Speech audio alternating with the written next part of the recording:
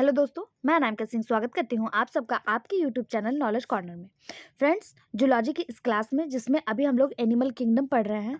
Animal kingdom में protozoa से लेकर आज हम जो पहुँच गए हैं कार्डेटा तक पहुँच गए हैं। कार्डेटा में भी लगभग 100-150 क्वेश्चन डिस्कस कर लिए हैं। अगर आप इस चैनल पर नए हैं तो प्लीज़ चैनल को सब्सक्राइब कर लीजिए और उन पुराने वीडियो को भी देख लीजिए। अगर आप हमारे साथ पहले से जुड़े हैं तो आपको पता होगा कि आप लोग का बहुत अच्छा सहयोग, बहुत अच्छा सपोर्ट, बहुत अच्छा मोटिवेशन कमेंट बॉक्स के माध्यम से, लाइक शेयर सब्सक्राइब के माध्यम से मिला, उसके लिए धन्यवाद। 5 क्वेश्चन के बाद हम आपके कमेंट भी आपको दिखाएंगे जैसा हम हमेशा दिखाते हैं। और आप लोगों ने जो सहयोग किया है उसके लिए सच में आप लोग का दिल से आभार व्यक्त करते हैं। ठीक है, आज जो है हम लोग आगे के 50 क्वेश्चन डिस्कस करेंगे।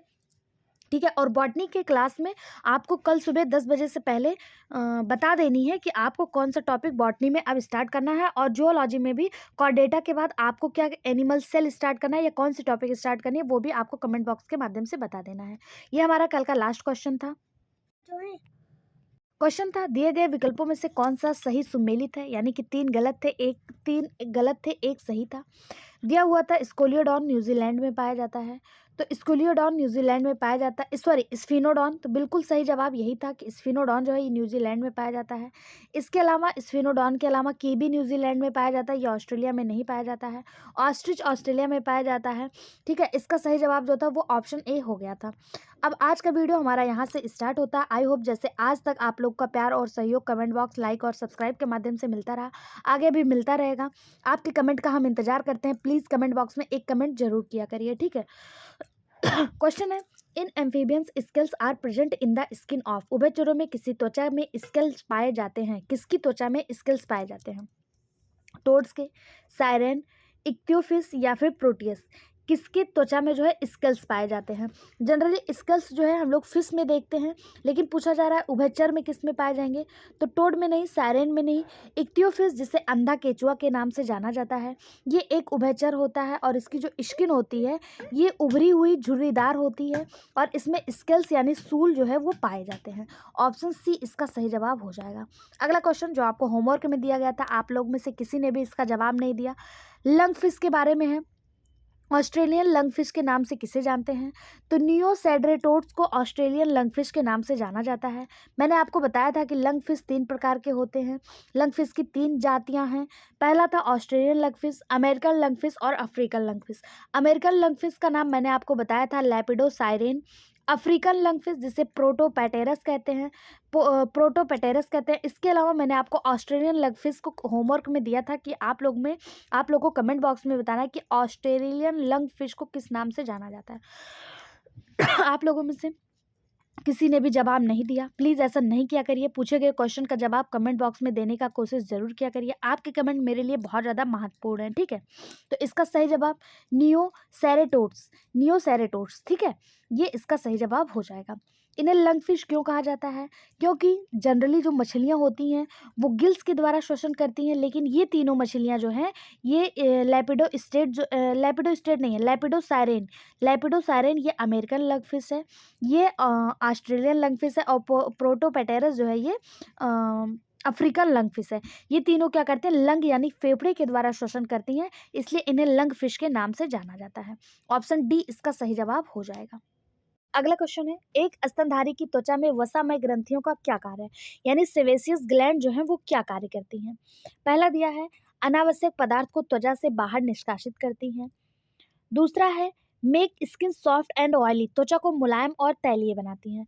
तो जो अनावश्यक पदार्थ को शरीर से बाहर निकालता है ये त्वचा ग्रंथियां नहीं होती हैं, सेबेसियस ग्लैंड नहीं होती, वो कौन सी ग्लैंड होती हैं? तो ये जो है क्या बोलते हैं, स्वेट ग्लैंड होती हैं। स्वेट ग्लैंड जो है ये एक्सक्रीटरी पदार्थ को बाहर निकालता है। सेबेसियस ग्लैंड क्या करती है? ये त्वचा को मुलायम और तैलीय बनाए रखती हैं। ठीक है, ऑप्शन बी इसका सही जवाब हो जाएगा।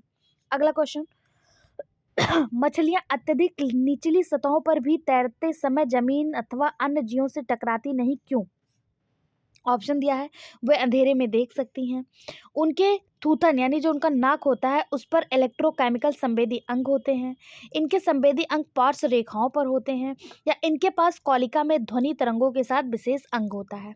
तो मछलियाँ जो हैं वो बहुत डीप तक अगर तैरती हैं तो जो समुद्र में सेडिमेंट्री रॉक होते हैं या फिर कहें चट्टानें होती हैं, इनसे क्यों नहीं टकराती हैं? क्योंकि मछलियाँ जो है इनके पास पार्श्व रेखाओं के साथ संवेदी अंग मौजूद होता है, यानी इनमें सेंसरी ऑर्गन बिलोंग होता है, मतलब सेंसरी ऑर्गन इनमें रहता है जो इनके लेटरल लाइन पर जो इनके फिन्स होते हैं, जैसे आपने मछलियों को देखा होगा तो इनके ऐसे लेटरल लाइन पे फिन्स होते हैं, इसी फिन्स पे इनके संवेदी अंग होते हैं जो इन्हें जो है पहले से ही बता देते हैं कि यहाँ कुछ खतरा है, ठीक है। और ये अपना मार्ग क्या करती हैं, परिवर्तित कर लेती हैं, ठीक। ऑप्शन सी इसका सही जवाब हो जाएगा। अगला क्वेश्चन, निम्नलिखित में से कौन सा मछली युक्त खाद्य वरीयतामान है दूसरे खाद्य पदार्थों में जिसमें खतरनाक फिन बोन नहीं होती है? यानी पूछा जा रहा है which one of the following food fishes hand preference over others because it lack the deadred fish bone। Option दिया है सैप्रिन स्कॉर्पियो, हिल्सा इल्सा, टीनो फेरिंगोडोन, और फिर दिया है क्लूपी शोमा। इसका जो सही जवाब हो जाएगा वो हो जाएगा ऑप्शन सी टीनोफेरिंगोडॉन आइडेला। टीनोफेरिंगोडॉन आइडेला जो है ये वरीयतामान खाद्य मछली है क्योंकि इसमें खतरनाक अस्थियों का समूह नहीं होता है, यानी कि हमें हार्म पहुंचाने वाली जो बोन्स हैं वो नहीं पाई जाती हैं, ठीक है। ऑप्शन सी इसका सही जवाब हो जाएगा। अगला question, which of the following is non eatable fresh water fish?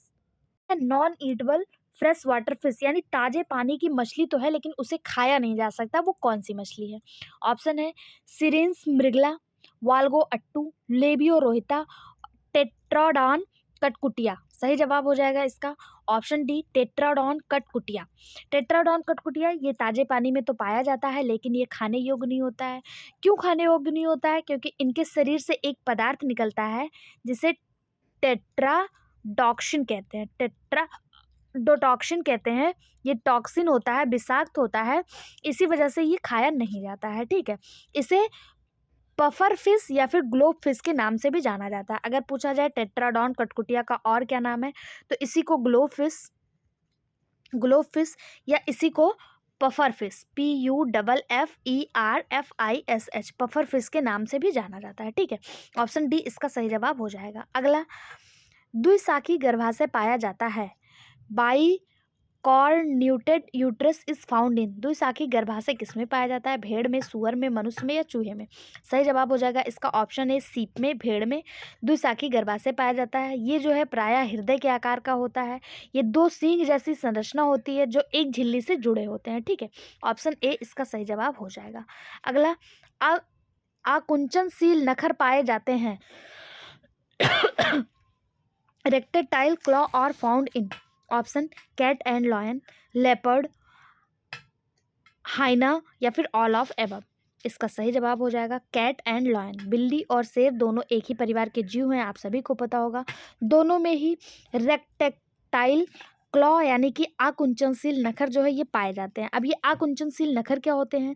तो ऐसे पंजे जिनके नाखून जो है खुलकर फिर बंद होते हैं, यानी कि इनके नाखून पहले ऐसे खुलते हैं फिर ये ऐसे मुड़ जाते हैं, इसी को आकुंचनशील नखर कहा जाता है, ठीक है। आपने देखा होगा ऐसे नील्स इनके जो है पहले ऐसे ओपन होते हैं फिर ये अपनी जगह से ऐसे मुड़ने लगते हैं, इस तरह से ऐसे झुकाव ले लेते हैं, ठीक है। इन्हीं को आकुंचनशील नखर कहा जाता है। ऑप्शन ए इसका सही जवाब हो जाएगा। ये लॉयन और कैट में पाया जाता है, दोनों एक ही प्रजाति के होते हैं। अगला क्वेश्चन, अधिकांश होम्योथर्म में अतिरिक्त हृदय विसरण होते हैं, extra abdominal testis is most homeothermal और बिकॉज।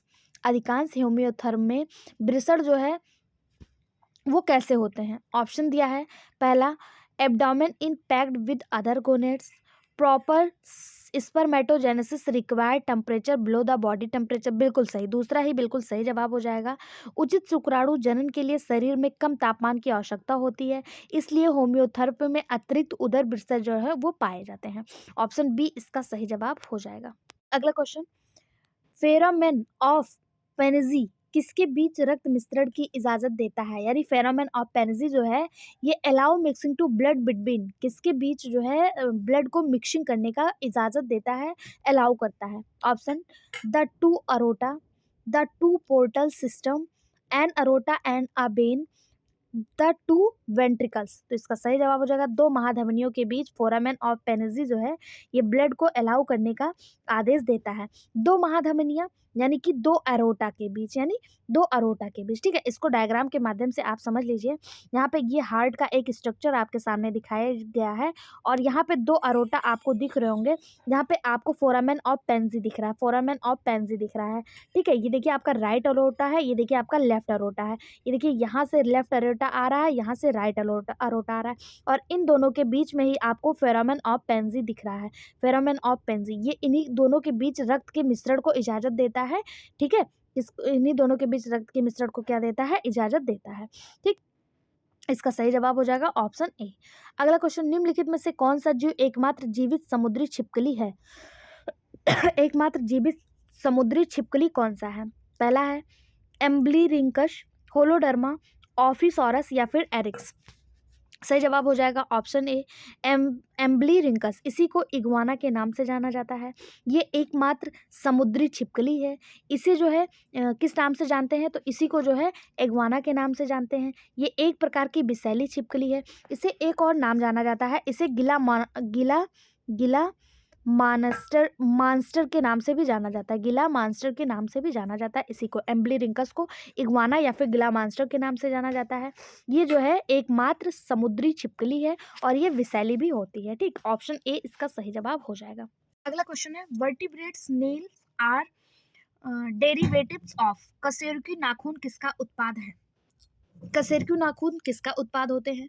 तो कशेरुकी नाखून, खुर, पंजे, सींग, ये सब जितने भी होते हैं ये स्ट्रेटम कॉर्नियम के रूपांतरण होते हैं। किसके? Stratum corneum. ऑप्शन डी इसका सही जवाब हो जाएगा। ये सभी अंग एक विशेष प्रकार की प्रोटीन जिसका नाम है इलाडीन प्रोटीन से बने होते हैं। ये प्रोटीन स्ट्रेटम ल्यूसिडम के स्तर से विकसित होती है तथा ये कैरेटीन प्रोटीन रूपांतरण होती है, ठीक है। ऑप्शन डी इसका सही जवाब हो जाएगा, यानी इसमें क्या होता है, कैरेटीन प्रोटीन पाया जाता है। बनती तो ये इलाडीन से है लेकिन ये रूपांतरित हो जाती है किरेटीन में। कभी कभी आपसे एग्जाम में पूछा भी जाता है कि नाखून, खुर, पंजे, सींग, बाल, इन सब में कौन सी प्रोटीन पाई जाती है? तो इसमें किरेटिन प्रोटीन जो है वो पाई जाती है। ऑप्शन डी इसका सही जवाब हो जाएगा। ये स्ट्रेटम कॉर्नियम से बने होते हैं। अगला question, horn toad belongs to the class. Horn toad किस वर्ग के अंतर्गत आते हैं? कॉर्डेटा, रेप्टाइल्स, एम्फीबिया या एनोरा। सही जवाब हो जाएगा option B reptiles. Horn toad ये कोई मेढक नहीं है, ये एक प्रकार की छिपकली है। इसी को फ्राइनोसोमा के नाम से जाना जाता है। किस नाम से? फ्राइनोसोमा के नाम से जाना जाता है। या यूएसए और मैक्सिको के जंगलों में देखने को मिलता है। इनका जो सिर होता है, इनके सिर पे दो सींग के जैसे स्ट्रक्चर होती है, इसीलिए इन्हें हॉर्न टोड लिजर्ड के नाम से जाना जाता है। ऑप्शन बी इसका सही जवाब हो जाएगा। अगला क्वेश्चन, अरे मैं तो आप लोगों के कमेंट दिखाना भूल ही गई, उसके लिए मैं आपसे क्षमा प्रार्थी हूँ। अब आगे बढ़ने से पहले हम कल के वीडियो के कमेंट ले लेते हैं। आप बने रहिएगा, अभी बहुत सारे क्वेश्चन हमें डिस्कस करने बाकी हैं। उसके पहले हम कल के वीडियो के कमेंट देख लेते हैं, ठीक है। आपके कमेंट हमारे लिए उतना ही महत्वपूर्ण है जितना आपके लिए ये वीडियो, ये क्लास है, ठीक है। उतना ही महत्वपूर्ण हमारे लिए कमेंट भी है। जैसे हम वीडियो ना लें, क्लास ना करें तो आप लोग को अच्छा नहीं लगता, उसी तरह आप कमेंट नहीं करते हैं तो हमें भी डिमोटिवेशन होता है, ठीक है। कमेंट आया हुआ है हमारे पास मनु अंसारी जी का। Abhijit Awasthi, Mini Singh, Neelam Yadav, M computer institute, BWU। इसके पहले के सारे कमेंट हमने आपको इसके पहले की वीडियो में दिखा दिया था। आप लोग का दिल से धन्यवाद। आप लोग जो हमारे मोटिवेशन के लिए कमेंट करते हैं, कंटिन्यू हमारे साथ जुड़े रहते हैं, इसके लिए हम आपके आभारी हैं। मनु अंसारी जी का जो कमेंट आया है, हमारे इसी चैनल पे यूपी होमगार्ड की तैयारी करवाई जा रही है, समान अध्ययन की, उस पर आया है। अभिजीत जी का जूलॉजी की क्लास पे आया है। मिनी जी का आया है, मैंने एक BPSC तैयारी के बारे में एक लाइव सेशन करा था, उस पर आया है। इसके अलावा बॉटनी पे बहुत सारे लोगों का, नीलम जी का आया है। बॉटनी पे MM कंप्यूटर इंस्टीट्यूट का आया है। BWU का जो है आया है, ये भी बॉटनी पे आया है, ठीक है। आप लोग कमेंट किया करिए, जिस तरह आपके लिए क्लास इंपॉर्टेंट है उस तरह हमारे लिए आपका कमेंट इंपॉर्टेंट है, ठीक है। प्लीज़ आप लोग से अनुरोध है, अपना कीमती समय निकालकर एक कमेंट जरूर किया करिए। वीडियो पे 100, 200, 300 व्यूज़ आते हैं, 400 तक, कभी कभी 1000 तक पहुंच जाता है, लेकिन कमेंट केवल 2, 4, 10 गिने चुने लोगों का आता है। तो प्लीज़ आप लोग से अनुरोध है कि कमेंट बॉक्स में एक कमेंट जरूर किया करिए, ठीक है। देखते हैं अपना क्वेश्चन है, अभ्रक कहाँ से प्राप्त होता है? अभ्रक कहाँ से प्राप्त होता है? मछली से, स्पंज से, कोरल से या प्रोटोजोआ से? अभ्रक है क्या? तो अभ्रक जो है एक जिलेटिनस युक्त पदार्थ है। क्या है? एक जिलेटिनस युक्त पदार्थ है। ये जो है मछलियों में पाए जाने वाली वायवीय थैलियों से प्राप्त होती हैं, यानी जो मछलियों में एयर सैक होता है वहाँ से ये प्राप्त होता है। इसका प्रयोग सीमेंट, जेली इन सब बनाने में यूज किया जाता है। इसके अलावा ये सब वाइन और बियर के स्पष्टीकरण में भी यूज होता है अभ्रक। ठीक, ऑप्शन ए इसका सही जवाब हो जाएगा। अगला question, bones of birds are, पक्षियों में हड्डियाँ कैसी होती हैं? तो हम सभी को पता है पक्षियों की जो हड्डियाँ होती हैं वो हॉलो होती हैं और न्यूमेटिक्स होती हैं। ऑप्शन ए और बी दोनों सही है, यानी कि ऑप्शन सी इसका सही जवाब हो जाएगा। पक्षियों की हड्डियाँ खोखली होती हैं और न्यूमेटिक होती हैं, यानी कि वायवीय होती हैं। ठीक है, न्यूमेटिक का क्या मतलब है? वायवीय होती हैं। क्यों होती हैं? जिससे इनका भार जो है वो हल्का रह सके, इनका वजन कम रहे और ये आसानी से उड़ सकें। ठीक, ऑप्शन सी इसका सही जवाब हो जाएगा। अगला क्वेश्चन है, ग्लास स्नैक है। ग्लास स्नैक क्या है?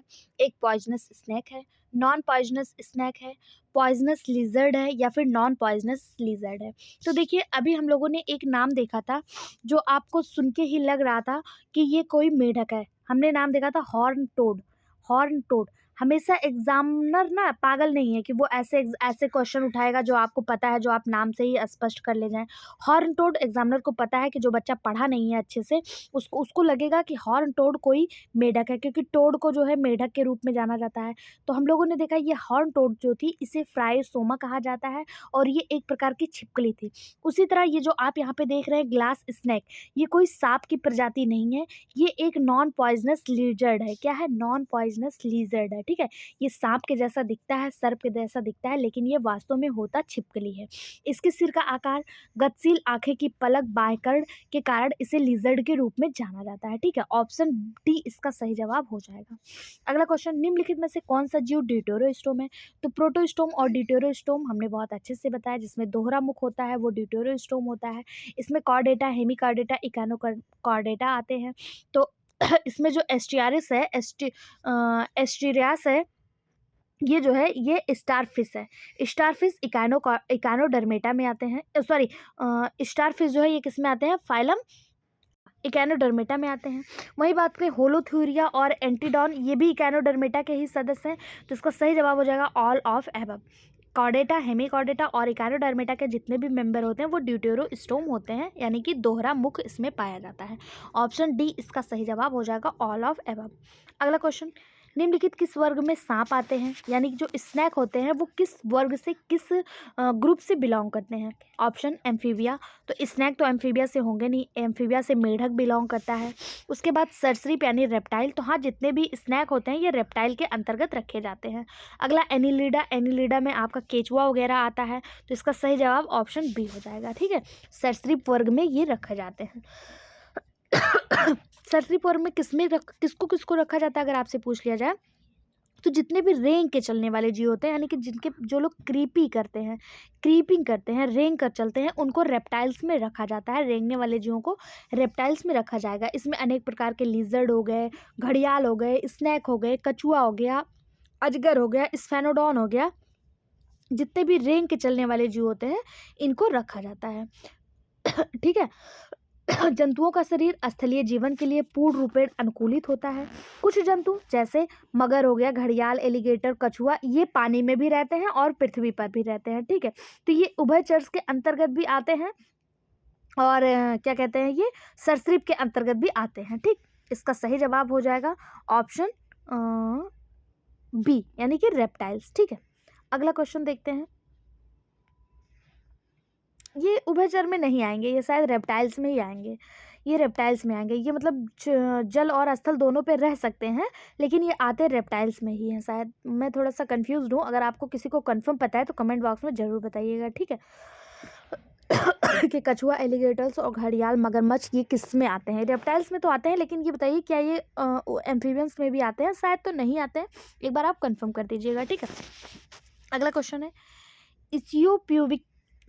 प्यूबिक सिम्फाइसिस इनमें से किस प्रणाली की स्रोड़ी मेखला यानी पेल्विक गर्डल में पाया जाता है? तो इसका सही जवाब हो जाएगा ऑप्शन सी, लिजर्ड यानी कि छिपकली में पाया जाता है। किसमें? छिपकली में। ठीक, अगला क्वेश्चन, सूची 1 को सूची 2 से मिलाना है।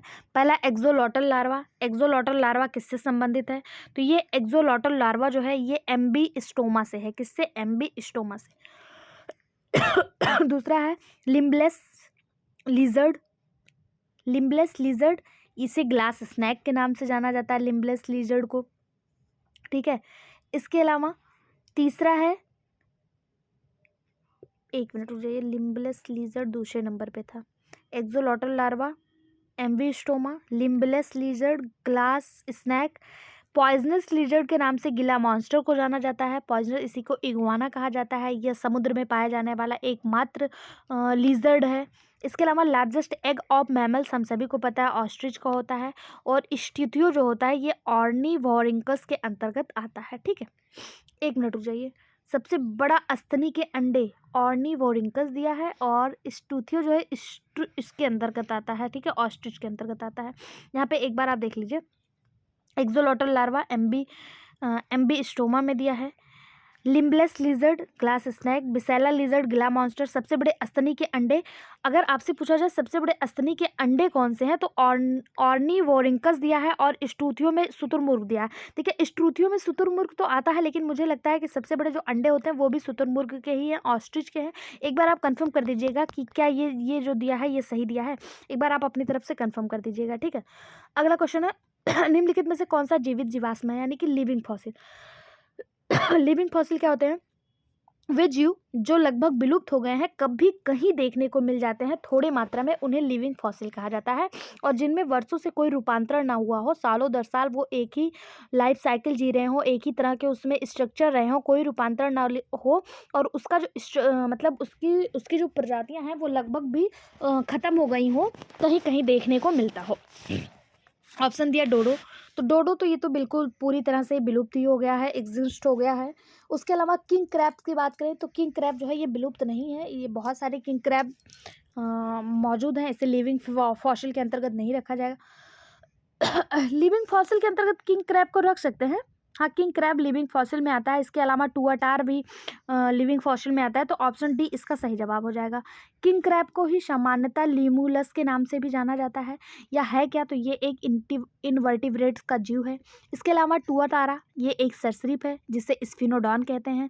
ये दोनों ही लिविंग फॉसिल के अंतर्गत आते हैं। बात करें डोडो की, तो ये क्या हो गया, पूरी तरह से विलुप्त हो गया है। तो इसका सही जवाब ये ऑप्शन डी, ये भी सही है। अगर मोर ऑफ ऑन अबव दिया होता है तो more of on the above हो जाता है, ठीक है। अगला क्वेश्चन, निम्नलिखित में से किसमें मात्र एक फेफड़ा होता है? किसमें एक फेफड़ा होता है? बर्ड्स में, ओफिडियान, लेसरटेलिया, या फिर चलिए अस्तनी, किसमें एक फेफड़ा होता है? तो ओफिडियन क्या है? ओफिडियन जो है ना, ये सरीसृप वर्ग का एक सब ऑर्डर है, ओफिडिया इसे कहते हैं, ओफिडिया। इसके अंतर्गत आने वाले जितने भी जीव होते हैं, जैसे स्नैक हो गया, इनमें केवल एक ही लंग्स पाया जाता है, एक ही फेफड़ा पाया जाता है। ये किसका सब ऑर्डर है? ये रेप्टाइल्स का सब ऑर्डर है। किसका है? रेप्टाइल्स का सब ऑर्डर है, ठीक है। ऑप्शन बी इसका सही जवाब हो जाएगा। मैं सोच रही हूँ आप लोगों के लिए जूलॉजी के एनिमल किंगडम का रिटर्न, मतलब आप कह सकते हैं थ्योरी क्लासेस लाने के लिए राइटिंग बोर्ड के द्वारा, यानी कि आप कह सकते हैं जो राइटिंग पैड आता है उस पर पढ़ाने के लिए लाइव सेशन के माध्यम से। अगर आप लोग एग्री करते हैं तो कमेंट बॉक्स में अपनी राय जरूर बताइएगा। क्या आप लोग को थ्योरी क्लासेस मुझसे पढ़नी है? अगर नहीं तो भी आप बेझिझक हमसे बता सकते हैं, तो हम नहीं लाएंगे। अगर आप लोग इंटरेस्टेड होंगे तो हम आपको राइटिंग पैड पर लाइव क्लासेस के माध्यम से थ्योरी क्लासेस अवेलेबल कराने की सोच रहे हैं। अगर आप लोग चाहते हैं तो आप कमेंट बॉक्स में ज़रूर बताइएगा, क्योंकि आप लोग हमारा परिवार हैं और आप लोग से ही हमें मोटिवेशन मिलता है। आप लोग जो कहेंगे, जैसा कहेंगे वैसा ही इस चैनल पे होगा। आप सबकी राय हमारे लिए बहुत ज़्यादा महत्वपूर्ण है, ठीक है। तो कमेंट बॉक्स में ज़रूर बताइएगा कि क्या आप लोग थ्योरी क्लासेस पढ़ना चाहते हैं या नहीं, ठीक है। अगला क्वेश्चन, मेमरी ग्लैंड आर स्तन ग्रंथियां हैं, एपोक्राइन, होलोक्राइन, एकराइन, इक्राइन, या फिर इनमें से कोई नहीं। तो स्तन ग्रंथियां जो होती हैं वो एपोक्राइन होती हैं, ऑप्शन ए सही जवाब, ठीक है। स्तनधारियों में जो स्तन ग्रंथियां होती हैं वो कैसी होती है, इनका नेचर कैसा होता है? एपोक्राइन होता है। क्यों? क्योंकि ये स्राव के समय उत्सर्जित होकर शीर्ष कोशिकाओं पर संग्रहित हो जाती हैं। जैसे आप लोगों ने मैमरी ग्लैंड देखा होगा, मैमरी ग्लैंड जो होता है, ये मैमरी ग्लैंड, यहाँ से बहुत सारी ग्लैंड आकर इसमें जो है मिलती हैं, और सारी स्तन ग्रंथियां, जब दूध का स्राव होने लगता है, जब दूध निकलने लगता है, तो सारी स्तन ग्रंथियों का जो सिक्रेशन है वो आके मेमोरी ग्लैंड के यहाँ शीर्ष पे जो है आके एकत्रित हो जाती हैं, ठीक है। इसी को एपोक्राइन नेचर कहा जाता है। ऑप्शन ए इसका सही जवाब हो जाएगा। अगला question, Jacobson organ is found in, Jacobson organ किसमें पाया जाता है? तो जैकब्सन ऑर्गन जो है ये लिजर्ड में पाया जाता है, ऑप्शन बी इसका सही जवाब हो जाएगा। यह नासा गुहा और मुख के सतह के बीच में स्थित होता है, इसे ऑल्फैक्टरी लोब के रूप में जाना जाता है, ऑप्शन बी इसका सही जवाब हो जाएगा। अगला क्वेश्चन है, birds and bat are good filters but the bats differ from birds in having ah, चमगादड़ और पक्षी दोनों में उड़ने की समान क्षमता है, परंतु इनमें भिन्नता का क्या कारण है? यानी चमगादड़ और पक्षी दोनों उड़ सकते हैं, लेकिन ये एक दूसरे से भिन्न कैसे हैं? तो इसका सही जवाब हो जाएगा ऑप्शन ए, डायाफ्राम के कारण। किसके कारण? डायाफ्राम के कारण। चमगादड़ स्तनधारी होते हैं और इसमें डायाफ्राम मौजूद होता है, जबकि पक्षी में कोई भी डायाफ्राम मौजूद नहीं होता है, ऑप्शन ए इसका सही जवाब हो जाएगा। अगला क्वेश्चन, फेरामन ऑफ पेनिजिनी किसके हृदय में पाया जाता है? Foramen of Panizza is found in of heart, तो सही जवाब हो जाएगा इसका क्रोकोडाइल यानी कि मगरमच्छ के हृदय में। अभी हम लोगों ने देखा था जैक्सन ऑर्गन, ये लिजर्ड में देखने को मिला था। उसी तरह फेरामन ऑफ पेनिजिनी किस में पाया जाता है? मगरमच्छ में पाया जाता है। ये एक छोटी सी खुली संरचना होती है जो दोनों धमनियों के आधार से रक्त के मिश्रण को शुरू करती है। जैसा हम लोगों ने अभी देखा था डायग्राम के माध्यम से, दोनों धमनियाँ जो राइट अरोटा और लेफ्ट अरोटा को जो ब्लड है इनको मिक्सिंग करने का कार्य कर रही थी, तो ये किस में पाया जाता है? क्रोकोडाइल में, ऑप्शन सी इसका सही जवाब हो जाएगा। अगला क्वेश्चन, ब्लेनोग्लासिस किस समूह के अंतर्गत आते हैं? ब्लेनोग्लासिस किस में आएंगे? तो ब्लेनोग्लासिस को हेमिकॉर्डेटा के अंतर्गत रखा जाता है, ऑप्शन डी इसका सही जवाब हो जाएगा। ब्लेनोग्लासिस किस में आते हैं? हेमिकॉर्डेटा में। अगर बात करें एनिलिडा में, तो एनिलिडा में आप सभी को पता है केचुआ आता है, जोक आता है, ये सब एनिलिडा में आता है, ठीक है। एम्फिऑक्सिस को रखते हैं सिफेलोकॉर्डेटा के अंतर्गत, और हेमिकॉर्डेटा के अंतर्गत क्या रखते हैं? ब्लेनोग्लासिस। प्लेटीहेल्मिन्थेस के अंदर क्या रखते हैं? फैसियोला हेपेटिका, टेनिया, सोलियम और प्लेनेरिया, इन सबको फैसियोली हेपेटिका के अंतर्गत, सॉरी प्लेटीहेल्मिन्थेस के अंतर्गत रखते हैं। आपको अगर थ्योरी क्लासेस पढ़नी है तो ज़रूर बताइएगा, ठीक है। हम आपके कमेंट का इंतजार करेंगे, आपकी राय हमारे लिए बहुत ज़्यादा महत्वपूर्ण है। अगला क्वेश्चन है, ये क्वेश्चन लंगफिश है, और लंगफिश आपके लिए मोस्ट इंपॉर्टेंट, इसे स्टार मार्क कर लीजिएगा। इस बार एलटी ग्रेड में भी लंगफिश से क्वेश्चन देखने को मिला था। सूची 1 को सूची 2 से मिलाना है, कौन से लंगफिश कहाँ पे पाए जाते हैं। पहला है लेपिडोसाइरेन। लेपिडोसाइरेन कहाँ पाया जाता है? तो हमने अभी देखा था लेपिडोसाइरेन जो है ये दक्षिण अमेरिका में पाया जाता है। नियोसीरेटोड्स ऑस्ट्रेलिया में मौजूद है, कहाँ पे? ऑस्ट्रेलियन लंगफिश को कहा जाता है, और प्रोटोपेटेरस अफ्रीकन लंगफिश को कहा जाता है। इसके अलावा लैटिमेरिया, ये चाइना में पाया जाता है। लैटिमेरिया कोई लंगफिश नहीं है, ये है क्या? तो ये चाइना में पाई जाने वाली एक जीवाश्म मछली है, ठीक है, फॉसिल फिश है। ऑप्शन इसका सही जवाब जो हो जाएगा, इसको मैच करना है, मैच के हिसाब से आप देख लीजिए, ऑप्शन ए इसका सही जवाब हो जाएगा। अगला क्वेश्चन, विद्युत अंग किस में उपस्थित है? Electrical organ are present in, विद्युत अंग किस में पाया जाता है? राजा, एंगोला, प्रिस्टिश या फिर एस्ट्रेप। एस्ट्रेप क्या है? एस्ट्रेप को ही टॉर्पीडो कहा जाता है। अगर यहाँ पे टॉर्पीडो लिखा होता तो आप सब इसको मार्क कर लेते, लेकिन यहाँ पे साइंटिफिक नेम एस्ट्रेप दिया हुआ है, इसी को टॉर्पीडो कहा जाता है। ये अपने शरीर से एक करंट उत्पन्न करती है, ठीक है, इसी में जो है इलेक्ट्रिक रे जो है वो प्रेजेंट होता है, ऑप्शन डी इसका सही जवाब हो जाएगा। ये करंट उत्पन्न क्या करती है, क्यों करती है? तो ये अपनी सुरक्षा के लिए करंट उत्पन्न करती है। कोई मनुष्य, कोई जीव इसके पास जब चाहता है ना, तो ये करंट उत्पन्न करती है, जिससे उस मनुष्य को झटका लगता है और वो उससे दूर हो जाता है, ठीक है। ये अंग समान मांसल कोशिकाओं के ही रूपांतरण होते हैं, और ये एस्ट्रेप में पाए जाते हैं। एस्ट्रेप को ही किस नाम से जाना जाता है? इसे टॉर्पीडो के नाम से भी जाना जाता है, ऑप्शन डी इसका सही जवाब हो जाएगा। अगला क्वेश्चन, सूची 1 को सूची 2 से मिलाइए। बैट, हॉर्स, कंगारू और सील। तो यहाँ पे देखिए बैट किसके अंतर्गत आता है? तो बैट जो है ये चीरोपेटेरा के अंतर्गत आता है, 1 का 3 हो जाएगा। हॉर्स किसके अंतर्गत आता है? हॉर्स पैरिसोडेक्टाइल के अंतर्गत आता है। कंगारू को मार्सुपिलिया के अंतर्गत रखा गया, और सील को साइड्रेनिया के अंतर्गत रखा गया है। ये इसका उचित मिलान हो जाएगा। यहाँ पे इसका कोड दिया हुआ है, ऑप्शन सी इसका सही जवाब है, ठीक है। सही चीज़ें मैंने आपको बता दी, चमगादड़, चीरोपटेरा, घोड़ा, पैरासोडेक्टाइल, कंगारू, मार्सुपीलिया और सील एनिमेलिया। ये पीडीएफ फ्री ऑफ कॉस्ट हमारे टेलीग्राम चैनल पे मिल जाएगा। अगर आप लोग नए हैं तो प्लीज़ टेलीग्राम चैनल को भी ज्वाइन कर लीजिए, वहाँ पे भी अपनी राय रखने के लिए आप स्वतंत्र हैं।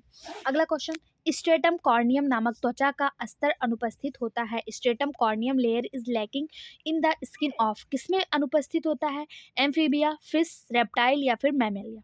तो स्ट्रेटम कॉर्नियम जो है ये हम लोगों ने देखा था कि एम्फीबियंस, रेप्टाइल और मैमल में प्रेजेंट होता है, जबकि ये पक्षियों में जो है एक मिनट, मछलियों में जो है वो अनुपस्थित होता है। यह बाह्य आवरण का निर्माण करता है। ऑप्शन बी इसका सही जवाब हो जाएगा। सॉरी। अगला क्वेश्चन है, निम्नलिखित में से कौन सी मछली उपास्थि युक्त मछली है जिसकी विशेषता उसके स्केल के आधार पर निर्धारित होती है? कौन सी मछली जो है उसके स्केल पे आधार पे उसकी विशेषता है? तो इसका सही जवाब हो जाएगा, ऑप्शन देख लेते हैं, कॉस्मोइड, प्लेकॉइड, गायनोइड या फिर साइक्लॉइड। तो इसका सही जवाब हो जाएगा ऑप्शन बी, प्लेकॉइड। प्लेकॉइड जिसे आप कॉन्ड्रिक्थिस या फिर कॉर्टिलिजिनस फिश के अंतर्गत रख सकते हैं। इसे बोनी फिश कहा जाता है। स्कोलियोडॉन भी कॉर्टिलिजिनस फिश के अंतर्गत आता है। और इन्हें जो है साइक्लॉइड मछलियाँ जो लंग फिश होती हैं, इनके मतलब फेफड़े युक्त जो मछलियाँ होती हैं, उन्हें इसके प्लेकॉइड्स के आधार पर जो है विभाजित किया जाता है। ऑप्शन बी इसका सही जवाब हो जाएगा। अगला क्वेश्चन, निम्नलिखित में से कौन सी खाद्य मछली यूपी में कल्टीवेट की जाती है, हालांकि वो भारत की नेटिव नहीं है? यानी भारत की नेटिव फिश नहीं है, लेकिन फिर भी भारत का एक राज्य उत्तर प्रदेश, वहाँ पे ये जो है कल्टीवेट की जाती है।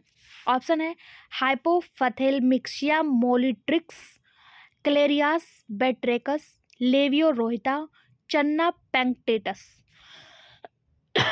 ईडेबल फिश है, सही जवाब हो जाएगा ऑप्शन ए। इसी को सिल्वर फिश के नाम से जाना जाता है, हाइपोथैलमिक्सिस मोलिट्रिकस, इसी को सिल्वर फिश के नाम से जाना जाता है। ये भारत में नहीं पाई जाती है, भारत की नेटिव फिश नहीं है, लेकिन ये भारत के राज्य उत्तर प्रदेश में एक ईडेबल मछली के रूप में जो है कल्टीवेट की जाती है। इसी को सिल्वर फिश के नाम से जाना जाता है। अगर ये भारत की नेटिव नहीं है तो ये कहाँ की नेटिव है? तो ये चीन की नेटिव है। कहाँ की?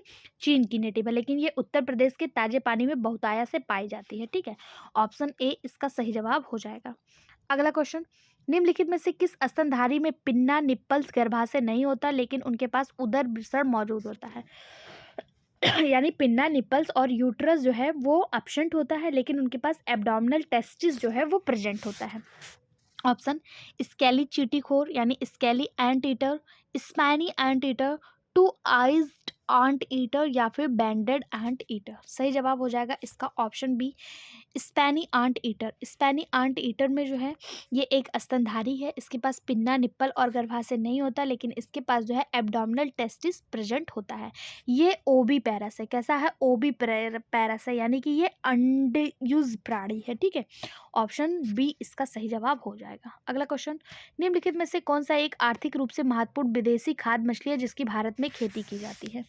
Major crop, grass crop, minor crop या फिर बिग हेड कॉर्प। सही जवाब हो जाएगा इसका option A, major crop. Major crop एक अत्यधिक महत्वपूर्ण विदेशी खाद्य मछली है। इसकी भारत में खेती की जाती है, यानी कल्टीवेशन किया जाता है, जो भारतीय संस्कृति और भारत का हिस्सा है। मेजर कॉर्प एक प्रकार की खाद्य मछली है।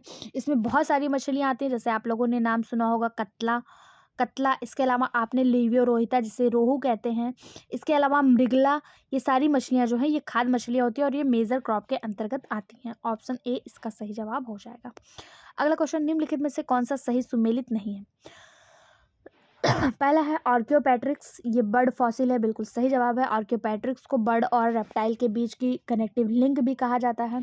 अगला स्टूथियो, इसमें बर्ड विथ 3 टूज नहीं, स्टूथियो जो है इसके अंतर्गत ऑस्ट्रिच वगैरह आता है। ये एक क्या होता है, ये 2 अंगुलियां वाला होता है, यानी कि इसमें 3 अंगुलियां नहीं होती, इसमें 2 अंगुलियां होती हैं। उसके अलावा हर्स्रोनिक्स, इसमें टूथ बर्ड पाए जाते हैं, बिल्कुल सही जवाब है। एप्टेनोडाइटस, इसमें पक्षी जिसमें जो है बेब्ड फूड पाए जाते हैं, ये भी बिल्कुल सही है। गलत हो जाएगा इसमें ये, और गलत होते हुए भी यही सही हो जाएगा, क्योंकि पूछा कौन सा सही सुमेलित नहीं है। इसमें 3 टूज नहीं 2 टूज पाए जाते हैं। ठीक है, इसी में ऑस्ट्रिच वगैरह देखने को मिलता है। अगला पूछा है इनमें से लंग फिश कौन सा है। लंग फिश हम लोगों ने अभी देखा 3 प्रकार के लंग फिश हैं। इसमें से कौन सा लंग फिश है, तो प्रोटोपेटेरस यही एक लंग फिश है। प्रोटोपेटेरस ये कहाँ की है, तो ये दक्षिण अफ्रीका में पाई जाती है। इसके अलावा ऑस्ट्रेलिया और अमेरिका में भी लंग फिशेस पाए जाते हैं। लेपिडोसेरेन, प्रोटोपेटेरस तथा नियोसिरेटोड ये इसके नाम है। ठीक है, ऑप्शन बी इसका सही जवाब हो जाएगा। आप चाहें तो कमेंट बॉक्स में एक बार लंग फिश और उनके पाए जाने वाले स्थान को लिख सकते हैं। यूपी एलटी ग्रेड में भी यहाँ से क्वेश्चन देखने को मिला था, और आप अगर कमेंट बॉक्स में लिख देंगे तो कभी एग्जाम में आपके सामने आ गया तो आपको कन्फ्यूजन नहीं होगा। अगला question, the nerve cord is chordate is situated. कशेरुकी में तंत्रिका रज्जु स्थित होता है, कहाँ होता है, dorsal to notochord, ventral to notochord, inside of notochord या एम्बेडेड इन द इंटेगुमेंट। इसका सही जवाब हो जाएगा option A, dorsal to notochord. कशेरुकी में यानी जितने भी कॉर्डेट्स एनिमल होते हैं उनका जो नर्व कॉर्ड होता है वो डॉर्सल टू नोटोकॉर्ड में अवस्थित होता है। ऑप्शन ए इसका सही जवाब हो जाएगा। अगला, एक ताजे पानी की मछली को लगातार क्या चाहिए, तो एक ताजे पानी की मछली को get rid of water and acquired salt चाहिए, यानी जल छोड़ना चाहिए और लवण लेना चाहिए। ऑप्शन सी इसका सही जवाब हो जाएगा। एक फ्रेश वाटर फिश जो है उसे लगातार जल को छोड़ते रहना चाहिए और साल्ट को जो है लेते रहना चाहिए। ठीक है, ऑप्शन सी इसका सही जवाब हो जाएगा। अगला, oviparity is found in. Oviparity किस में पाया जाता है, व्हेल में। व्हेल बच्चे को जन्म देती है, चमगादड़ बच्चे को जन्म देता है, कंगारू बच्चे को जन्म देता है, इकाइडिना जो है ये इसमें ओबी पैरिटी यानी अर्धविकसित बच्चे को जन्म देता है, ये भी एक स्तनधारी है। ठीक है, इसके अलावा अगर बात करें इकाइडिना, चमगादड़, ऑर्क्योरिंकस ये सब उड़ने वाले स्तनधारी के अंतर्गत आते हैं। जबकि बात करें व्हेल की तो ये पूर्ण जलीय स्तनधारी होता है, और इसका जो सही जवाब वो इकाइडिना हो जाएगा। ठीक है, इसमें ओबी पैरिटी देखने को मिलता है। मार्सुपियल दर्शाता है, मार्सुपियल क्या दर्शाता है, एसेक्सुअलिटी, ओबी पैरिटी, ओबी ओबी बीबी पैरिटी। देखिए ओबी पैरिटी और ओबी बीबी पैरिटी दोनों में अंतर होता है। ठीक है, मार्सुपियल जितने होते हैं ये अल्प विकसित बच्चे को जन्म देते हैं, इन्हें ओबी बीबी पैरिटी कहते हैं। ओबी पैरिटी क्या होता है, जो अंडे देते हैं उसके बाद अंडे बड़े होके बच्चों में जाते हैं, वो ओबी पैरिटी आता है। बीबी पैरिटी में डायरेक्ट बच्चों को जन्म दिया जाता है, जैसे मैमल्स, जैसे हम ह्यूमंस होते हैं। ठीक है, इसका सही जवाब ऑप्शन बी हो जाएगा। मार्सुपियल्स जो होते हैं ये अल्प विकसित अवस्था में बच्चे को जन्म देते हैं, और जब तक बच्चा विकसित नहीं हो जाता इनके शरीर में एक थैली जैसी स्ट्रक्चर होती है जिसमें ये अपने बच्चों को रखते हैं, और जब बच्चा बड़ा हो जाता है तब इनको जो है इसी मतलब ये इसी में रख के इनको पोषण वगैरह देते रहते हैं। जब ये बच्चा बड़ा हो जाता है तब इसको इस थैली से बाहर निकाल देते हैं। ठीक है, ये मेटाथीरिया के जीव होते हैं। ठीक, कंगारू भी इसी का एक सदस्य है। कंगारू किस में आता है, कंगारू जो है ये ओबी बीबी पैरिटी में आता है। Question, feathers covering the body of chicks are. चूहे के शरीर को ढकने वाले पंख को क्या कहा जाता है, डाउन फेदर्स, फिलोफ्लैम्स, कॉन्टोर फेदर्स या फिर रेमिक्स्ड। सही जवाब हो जाएगा इसका समोच्च पंख यानी कि कंटूर फेदर। ऑप्शन सी इसका सही जवाब हो जाएगा। पंख केवल पक्षियों में ही पाए जाते हैं, परंतु कुछ ना उड़ने वाले जीवों में भी पंख देखने को मिलता है जो केराटिन प्रोटीन से बना होता है। मुर्गी की चूजों के जो पंख होते हैं उन्हें काउंटर पंख कहा जाता है या समोच्च पंख कहा जाता है। ये जो है इन्हीं को एक और नाम से जाना जाता है। काउंटर पंख का एक और नाम है पिन्नी। क्या है, पिन्नी। ठीक है, ये किस में होता है, ये चूजे में, मुर्गी के जो छोटे छोटे बच्चे होते हैं उनको चूजा कहा जाता है, उन्हीं में ये देखने को मिलता है। इसी को चिकन्स या चिक्स कहा जाता है। ठीक है, ये नुकीले पतले सुई के समान होते हैं। इनकी पूंछ जो होता है वो क्विल पंख से निर्मित होती है, जिसे अगर पूछा जाए इनकी क्विल जो है वो किस पंख से निर्मित होती है तो उसको क्विल पंख बोला जाता है, क्विल फेदर। ठीक है, और इसका एक स्पेशल नाम है, उसे कहते हैं रेक्टेरिस, रेक्टेरिस। ठीक है, इनके पूंछ को क्या कहा जाता है, रेक्टेरिस कहा जाता है। ठीक है, और इसका जो सही जवाब हो जाएगा इसमें काउंटर फेदर देखने को मिलता है। ऑप्शन सी इसका सही जवाब हो जाएगा। अगला क्वेश्चन, सरीसृप जिसमें 4 कोष्ठीय हृदय पाया जाता है यानी 4 चैम्बर्ड हार्ट किसमें पाया जाता है, पाइथन, क्रोकोडाइल, कैमेलियन या फिर टर्टल। तो आपको बता दें अगर यहाँ पे जो ऑप्शन दिया है उसके अकॉर्डिंग तो क्रोकोडाइल सही हो जाएगा, लेकिन आपको बता दें वास्तव में क्रोकोडाइल के अंतर्गत 4 चैम्बर्ड हृदय नहीं पाया जाता है। कितना पाया जाता है, तो इसमें 3.5 पाया जाता है, 3.5 चैम्बर्ड हृदय पाया जाता है। ठीक है, जितने भी वो होते हैं क्या कहते हैं सरीसृप होते हैं उसमें 3 चैम्बर हार्ट पाया जाता है। मछली में उभयचर मछलियों में 2 चैम्बर्ड, उभयचर और रेप्टाइल्स में 3 चैम्बर्ड, लेकिन जो आपका एक मिनट फिशेज में जो होता है, फिशेज में 2 चैम्बर्ड, एम्फीबियंस में 3 चैम्बर्ड्स, सरीसृप में 3.5 चैम्बर्ड, परंतु मगरमच्छ में जो होता है वो 4 चैम्बर्ड हृदय पाया जाता है। बिल्कुल सही दिया हुआ है यहाँ पे। ऑप्शन बी इसका सही जवाब हो जाएगा। मैं थोड़ा सा कंफ्यूज हो रही थी। ऑप्शन बी इसका सही जवाब हो जाएगा। थोड़ा सा कंफ्यूजन हुआ, उसके लिए आपसे क्षमा प्रार्थी है, ठीक है। तो मैमल्स की तरह, जैसे मैमल्स में 4 चैम्बर्ड हृदय पाया जाता है, वैसे ही मगरमच्छ जो है ये है तो रेप्टाइल में 3.5 पाया जाता है, 3.5 पाया जाता है, लेकिन रेप्टाइल्स होते हुए भी मगरमच्छ में जो है 4 चैम्बर्ड हार्ट पाया जाता है। 4 चैम्बर हार्ट और किस में देखने को मिलता है, तो मैमल्स में देखने को मिलता है, ठीक है। अगला क्वेश्चन, फर्कुला अस्थियां पाई जाती हैं, furcula bones is present in, furcula bones किस में पाया जाता है, तो हम लोगों ने कई बार देख लिया, फर्कुला बोन्स पक्षियों में पाया जाता है। दोनों कैल्विक्स और इंटर कैल्विक्स के मध्य में जो दोनों को जोड़ती है उसी को फर्कुला बोन कहा जाता है। ये बी के आकार की हड्डी होती है। इसे विश बोन या मैरी थॉट बोन के नाम से भी जाना जाता है। अगर पूछा जाएगा इसका और नाम क्या है, तो इसी को विश बोन या फिर इसी को मैरी थॉट बोन के नाम से भी जाना जाता है। यह सिर्फ पक्षियों में ही पाई जाती है, ठीक है। सही जवाब ऑप्शन सी हो जाएगा। अगला क्वेश्चन, कूट दिया है, आपको इसको मैच करना है। पहला दिया है फ्रेटानेफॉर्म, प्रोनेफॉर्म, मीजोनेफ्रॉम, होलोनेफ्रॉस या फिर ऑपिथोनेफ्रॉस। आपको दिया है कि दिए गए कूट के अनुसार उत्तर दीजिए और बताइए कि क्या क्रम होगा संरचनात्मक ब्रिक का कशेरुकी प्रणालियों में। यानी कि जो ब्रिक है, किडनी है, उसका स्ट्रक्चर पूछा है वर्टिब्रेट में। पहले क्या आएगा, फिर क्या आएगा, फिर क्या आएगा, फिर क्या आएगा। तो इसका जो सही जवाब हो जाएगा, वर्टिब्रेट्स में जो ब्रिक का स्ट्रक्चर होता है वो प्रोनेफ्रॉन से शुरू होता है। प्रोनेफ्रॉन के बाद आता है ओपियो स्थोनेफ्रॉन, मेटानेफ्रॉन। ये इसका सही क्रम होता है, ठीक है। ऑप्शन ए इसका सही जवाब हो जाएगा, BEA ये इसका सही जवाब हो जाएगा। ठीक है, यहाँ पे आपके 50 क्वेश्चन कंप्लीट होते हैं। आगे की वीडियो पाने के लिए चैनल को सब्सक्राइब कर लीजिए। अभी हमारा कॉर्ड डेटा के बहुत सारे क्वेश्चन बचे हैं। कॉर्ड डेटा खत्म करने के बाद हमको कौन सी टॉपिक स्टार्ट करनी है कमेंट बॉक्स में ज़रूर बताइएगा। इसके अलावा आपको डिटेल में विद एक्सप्लेनेशन थ्योरी क्लासेस चाहिए या नहीं चाहिए, इस पर भी आप ज़रूर बताइएगा। नेक्स्ट टॉपिक हमारा एनिमल सेल है, लेकिन अभी कॉर्ड डेटा हमारा और लंबा चलने वाला है। तो वीडियो में बने रहने के लिए धन्यवाद। उम्मीद करते हैं आगे भी आप लाइक शेयर सब्सक्राइब के माध्यम से, हमें कमेंट के माध्यम से मोटिवेट करते रहेंगे। Thank you.